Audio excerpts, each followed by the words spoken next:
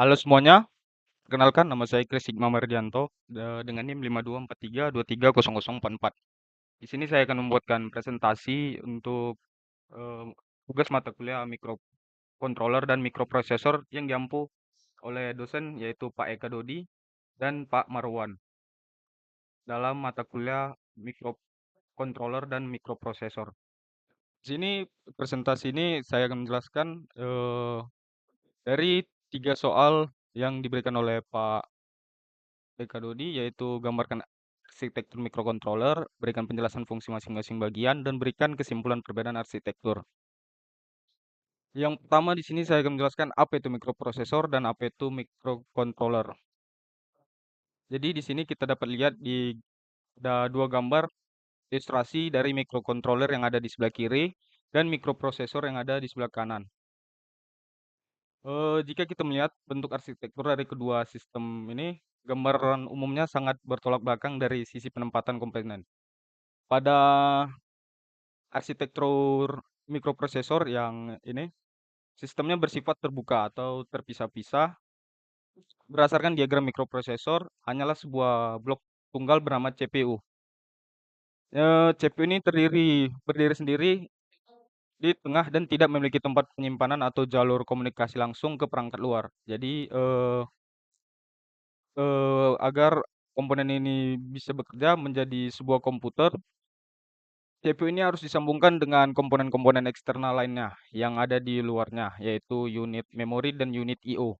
Semuanya dihubungkan oleh jalur komunikasi yang disebut jalur sistem bus. Jadi gambaran umumnya adalah sebuah sistem yang membutuhkan papan sirkuit besar atau bisa disebut motherboard untuk merangkai semua komponen yang terpisah ini. Sedangkan pada microcontroller, sistem ini bersifat tutup dan terintegrasi. Berdasarkan diagram yang dapat kita lihat, gambaran umumnya adalah sebuah kotak besar yang mewakili satu buah chip IC, yaitu Integrated Circuit. Di dalam satu chip tersebut sudah terdapat CPU, memori yaitu RAM dan ROM, port input output atau I/O, timer, dan pengonversi sinyal ADC dan DAC. Semuanya sudah disatukan dan saling terhubung dalam silikon papan sirkuit. Sistem ini hanya membutuhkan suplai tegangan melalui pin VCC dan GND untuk bisa langsung beroperasi tanpa perlu menangani komponen utama lainnya di luar chip. Lalu kembali lagi kita ke apa, arsitektur mikroprosesor. Di sini terdapat bagian-bagian dari arsitektur mikroprosesor. Yang pertama adalah CPU, di mana CPU ini memiliki kepanjangan yaitu Central Processing Unit, yaitu bagian otak dari sistem, yang mana fungsinya untuk melakukan perhitungan dan mengatur jalannya program di dalam CPU. CPU ini terbagi lagi menjadi 3 bagian utama yang memiliki kerjanya masing-masing. Yang pertama yaitu ALU atau Arithmetic Logic Unit, yaitu memiliki fungsi untuk melakukan semua operasi matematika seperti penjumlahan dan pengurangan, serta operasi logika seperti AND, OR, dan NOT, di mana semua perhitungan data akan dilakukan di ALU ini. Yang kedua ada Control Unit atau CU, memiliki fungsi sebagai pengatur lalu lintas data. Bagian ini yang membaca kode instruksi dari program, lalu menerjemahkannya untuk memberitahu dari ke ALU apa yang harus dihitung, serta mengatur kapan data harus dibaca atau ditulis. Lalu ada bagian terakhir yaitu register, berfungsi sebagai tempat penyimpanan sementara yang ukurannya sangat kecil, tapi kecepatannya sangat tinggi. Saat ALU sedang menghitung angka, angka tersebut ditaruh sebentar di register. Yang kedua ada sistem bus atau penghubung ini. Ada banyak, ada 3 bagian. Pada sistem bus ini atau jalur komunikasi dibutuhkan karena CPU terpisah.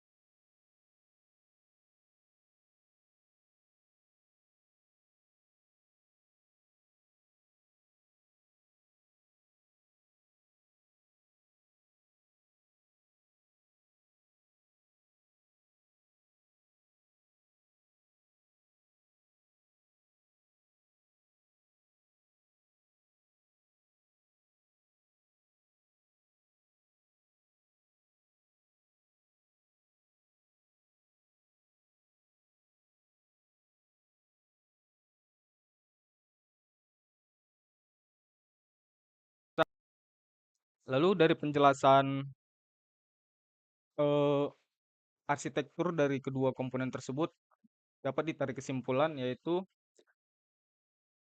gambar di